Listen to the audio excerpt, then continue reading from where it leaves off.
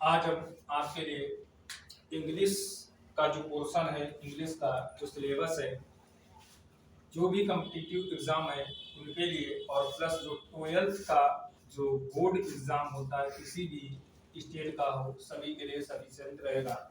और इसका जो सिलेबस होता है कंपटीशन के लिए, उसमें अगर हम देखें तो सबसे पहले जो दिया होता है चाहे वो आपका यूपीएससी हो, चाहे यूपी पीसीएस हो, और चाहे तो एसएससी सीजीएल हो, इन सभी एग्जामों के लिए सफिशिएंट होगा। और प्लस स्टेट बोर्ड के लिए भी ये सफिशिएंट होगा। यानी टोटल कह सकते हैं कि ग्रामर ओवरऑल इसमें पढ़ाई जाएगी। और जो ग्रामर का जो सिलेबस है वो आपको बताते हैं इस प्रकार है। पहला जो है नाउन है, दूसरा प्रोनाउन है। अब नाउन क्या होता है, जो बचपन से पढ़ते आए हो, noun is the name of person of place और थिंग। ये परिभाषा बहुत प्राचीन हो चुकी है, पुरातन हो चुकी है। आज का युग कैसा है, तो मॉडर्न युग है, तो परिभाषा भी, डिफिनेशन भी कैसी होनी चाहिए, मॉडर्न होनी चाहिए, यानी एक लाइन में होनी चाहिए। उसके बाद में प्रोनाउन के बाद आएगा एडवर्ब होगा, फिर उसके बाद एडजेक्टिव होगा। यानी पहले क्या पढ़ना है, नाउन अगर आपको समझ में आ गए तो फिर आपको प्रोनाउन भी समझ में आ जाएंगे, फिर एडवर्ब भी समझ में आ जाएंगे, फिर एडजेक्टिव भी आपको समझ में आ जाएंगे। अगर ये सब समझ लेते हो तो वर्ब भी आप आसानी से समझ लोगे।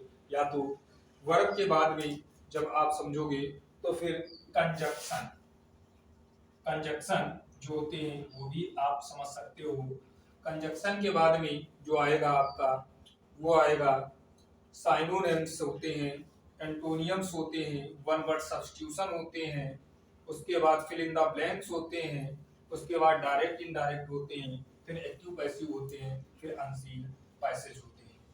कुल मिलाकर इतना सिलेबस होता है हमारे कॉम्पिटिटिव एग्जाम में।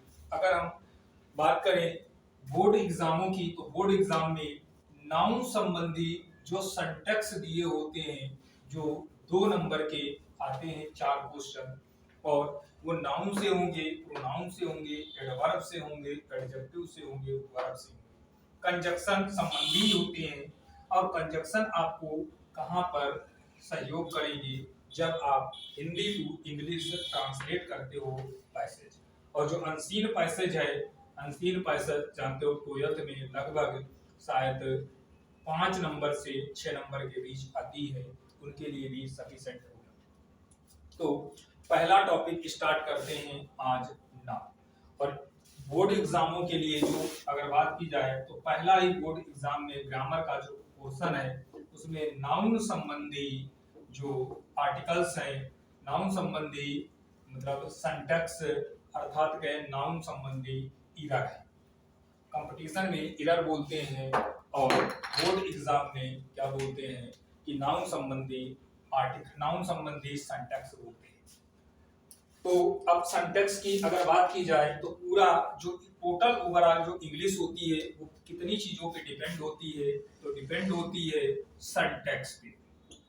आसानी से समझेंगे सिंटैक्स क्या होता है। जिस तरीके से मैथ में फार्मूला होता है किसी भी क्वेश्चन को सॉल्व करने के लिए कि a + b का whole square equal to a² + b² + 2ab, ठीक उसी प्रकार से इंग्लिश में भी क्या होता है, सिंटैक्स होता है।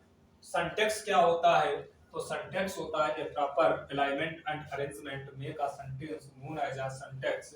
यानी कह सकते हो शब्दों का ऐसा समूह जिसे हम क्रमबद्ध तरीके से रखते हैं उसे सिंटैक्स कहलाता है। यानी हमें स्टेप बाय स्टेप क्या होता है, चलना पड़ता है। इंग्लिश में भी जिस तरीके से आप अपनी रूफ पे अर्थात छत पे चलते हो, स्टेप बाय स्टेप चढ़ते हो, उसी तरीके से इंग्लिश में भी हमें स्टेप बाय स्टेप चलना पड़ता है। तो इंग्लिश में सिंटैक्स की बात की जाए तो subject, then helping verb, then verb, then object और देन ईटीसी। इसे प्लस नहीं पढ़ोगे, इसे देन पढ़ोगे या फिर इवन पढ़ोगे। सब्जेक्ट क्या होता है, तो सब्जेक्ट होता है दो जो perform the work in the sentence that is called subject. यानी सब्जेक्ट जो होता है जो वाक्यों में अर्थात कहें सेंटेंस में जो जिसके द्वारा कार्य किया जाता है उसी को सब्जेक्ट कहते हैं। और सब्जेक्ट जो होते हैं टू टाइप्स होते हैं। फर्स्ट वन होता है सिंगुलर और सेकंड वन होता है प्लूरल। सिंगुलर मीन्स वन होता है और plural means one more than होता है। जहां सिंगुलर होगा तो सिंगुलर सब्जेक्ट जब होगा तो अपने साथ always we take singular helping verb, then subject is plural, then definitely subject will plural, then take helping verb be plural. Even verb is by what time is going in the sentence, that is called verb. वाक्यों में जो कार्य होना प्रकट होता है उसी को verb कहते हैं।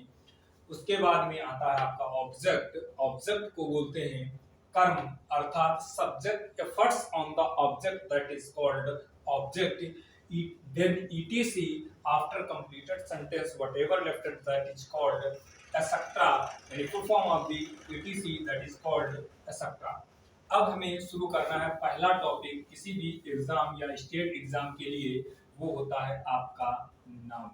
नाउन पढ़ने से पहले आपको कुछ चीजें सीखनी पड़ेगी कि नाउन में अगर हम सेंटेंस की बात करें तो नाउन में क्या क्या चीज आएगी, यानी हम सिर्फ तीन चीजों का मेंशन करेंगे। तो पहला तो सब्जेक्ट होगा जिसे हम कहते हैं those who perform the work in the sentence, that is called subject.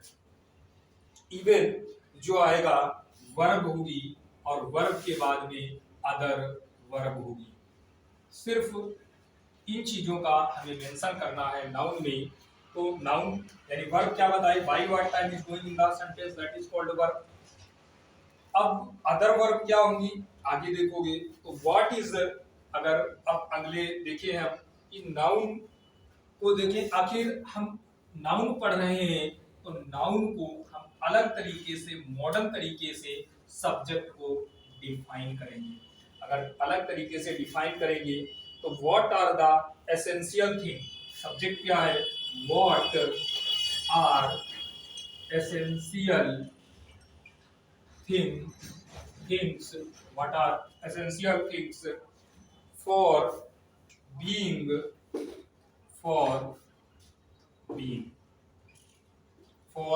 यानी what are essential things for being subject and object. Clear.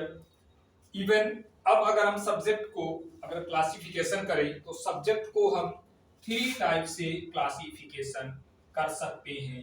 पहला होता है आपका सब्जेक्ट नाउन। तो पहला नाउन हो गया, दूसरा आपका प्रोनाउन हो गया। प्रोनाउन यानी first one noun, second one pronoun, third one noun equivalent. Third one कौन हो गया, नाउन इक्विवेलेंट। यानी नाउन क्या है, noun is the person of place और थिंग। हम एक लाइन की बताएं, any name of noun, any name of noun that is called noun. किसी का नाम ही क्या कहलाता है, तो नाउन कहलाता है। प्रोनाउन क्या होता है, instead of noun we can use which word, that is called pronoun. Noun के स्थान पर जिस शब्द का प्रयोग करते हैं वही क्या कहलाता है, प्रोनाउन।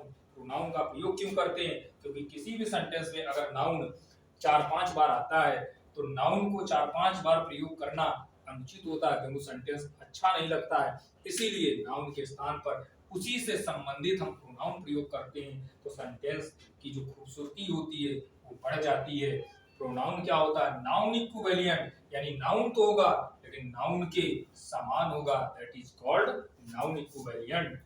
अब आते हैं नाउन पर, अर्थात नाउन कितने प्रकार के होते हैं।